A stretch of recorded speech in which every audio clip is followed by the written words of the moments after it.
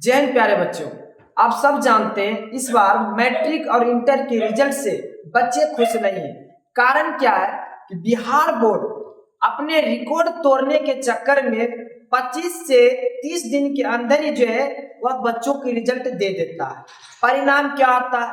जो बच्चे पूरी मेहनत करके गया, जिसे विश्वास था कि हमारा रिजल्ट 450, 400 से प्लस यानी कि एक बेहतर मार्क्स सोच के रखा था, लेकिन परिणाम कुछ और हो जाता। और ऐसे बच्चे जो मेहनत कम करके गए या ना के बराबर करके गए, वैसे बच्चे का रिजल्ट काफी अच्छा रह जाता।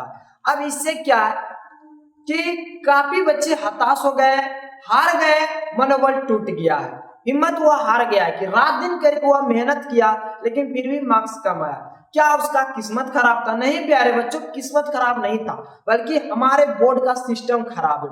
ये देखिए होता क्या है कि बिहार बोर्ड रिकॉर्ड बनाने के चक्कर में रिजल्ट तो दे दिया, जल्दबाजी में कैसे पेपर चेक किया गया, नहीं चेक किया गया, इस पे थोड़ा सा भी ध्यान नहीं दिया गया। लेकिन हाँ प्यारे बच्चों, अब इसी पे एक और स्कीम देखिए। अब जो है अच्छा 1 अप्रैल से लेकर जो है 1 अप्रैल से 7 अप्रैल तक जो है, अब क्या वैसे बच्चे जो किसी एक सब्जेक्ट में फेल कर गए या उसका किसी सब्जेक्ट में कम मार्क्स आया या फिर सभी सब्जेक्ट में कम मार्क्स आया, तो उसके लिए उसके पास 2 ऑप्शन होता है। जो बच्चे फेल कर गए वह स्कूल के द्वारा यानी स्कूल में जाकर कंपार्टमेंट का फॉर्म भर सकते हैं, जिससे क्या होगा, आपका ये एग्जाम होगा, यानी कि उस सब्जेक्ट में आप फिर से एग्जाम दे सकते हैं। दूसरा ऑप्शन क्या आता है, रीचेकिंग का, यानी जिस भी सब्जेक्ट में आपका कम मार्क्स आया, आपको यकीन था मेरा इतना नंबर आना चाहिए लेकिन बहुत ही कम नंबर आया, तो आप क्या है कि ऑनलाइन आवेदन कर सकते हैं। इसका डेट 1 अप्रैल से 7 अप्रैल तक दिया गया है। और जो बच्चे किसी एक सब्जेक्ट में फेल कर गए वह कंपार्टमेंट का एग्जाम दे सकते हैं, यानी कि उससे फिर से उस सब्जेक्ट में एग्जाम देना होता है, तब जाकर आपका रिजल्ट बन जाता है।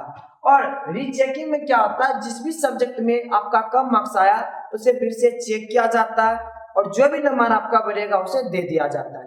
लेकिन प्यारे बच्चों, बात ये नहीं है कि आनंद किशोर जी यानी कि बिहार बोर्ड की तरफ से ये आपको कोई अवसर नहीं दिया गया, कोई मौका नहीं दिया गया। बात सोचने की है, जब पूरी साल बच्चे मेहनत करते, इस उम्मीद से करते कि हमारा रिजल्ट अच्छा आएगा, मेहनत भी करते लेकिन परिणाम उस वैसा नहीं आता। इसका कारण क्या? बच्चा है ना, इसका कारण कौन है? तो बोर्ड है।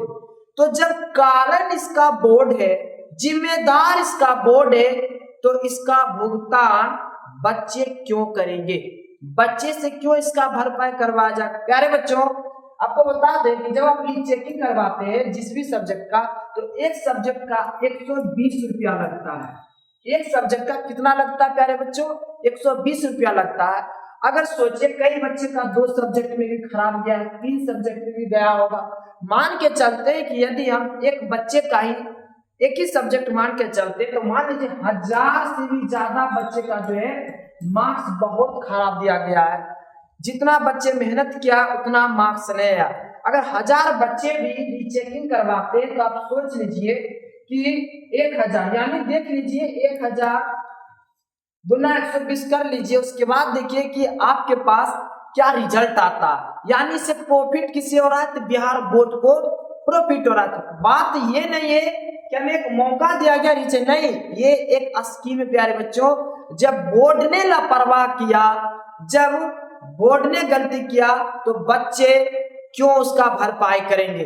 जब रीचेकिंग होगा तो उसमें ये पैसा नहीं लेना चाहिए, क्योंकि गलती आपके द्वारा किया गया है। आपने रिकॉर्ड तोड़ने के लिए जल्दबाजी में या तो उसके पेपर अच्छे से चेक नहीं किए, जिसके कारण बच्चों को भुगतना पड़ रहा है।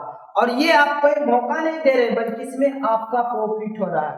तो प्यारे बच्चों, हम कहना चाहेंगे समझदार बनना पड़ेगा, नहीं तो आने वाले समय में और दिक्कत होगा। और आप कमेंट में जरूर बताएं क्या यह एक स्कीम है या नहीं है, और क्या बच्चों के भविष्य के साथ, रिजल्ट के साथ यह खिलवाड़ होता है या नहीं होता। और हाँ, ये भी कमेंट में जरूर बताइए क्या अगर बोर्ड ने गलती किया तो क्या इसका भुगतान बिहार बोर्ड के बच्चों को करना चाहिए या नहीं करना चाहिए।